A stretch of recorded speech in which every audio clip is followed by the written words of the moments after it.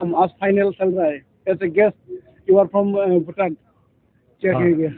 पहले तो मैं बहुत शुक्रगुजार हूँ कि वो जो इवेंट जो तैयारी किया वो धूमधाम से किया और हम लोग को इतना स्वागत के साथ हम लोग को गेस्ट करके बुलाया। तो फिर ये भी एक हिस्टोरिक मोमेंट में, क्योंकि पहली बार बोडोलैंड में और ख़ास तो असम में वही हो रहा है।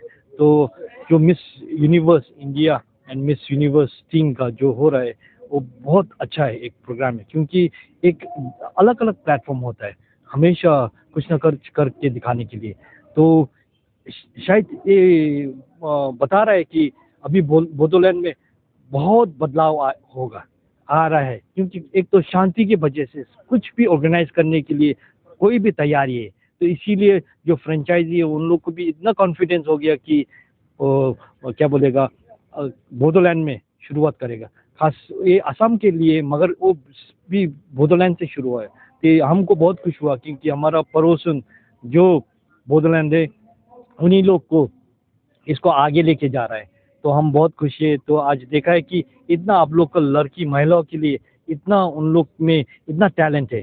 तो उन लोग हमको इतना आशा है कि बोडोलैंड एक सुरक्षित जगह बनेगा, क्योंकि आप लोग को महिला लोग के वुमेन एम्पावरमेंट है जो बहुत अच्छा है।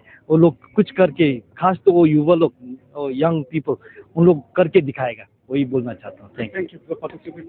एक्शन है ये कैसे होना चाहिए आपके बारे में? वो जो एक्शन है अभी तो शुरुआत है। देखिए कुछ ना कुछ उसका मैच्योरिटी लेवल के लिए लेके आने के लिए कुछ वक्त लगता है, मगर आज जो शुरुआत है बहुत अच्छा से किया उन लोग ने।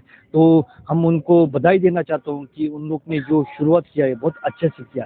तो आने वाले कल में हम देखेगा कि सिर्फ ये नहीं, मिस वर्ल्ड भी कोई शायद इधर आके उन लोग कुछ प्रोग्राम करेगा।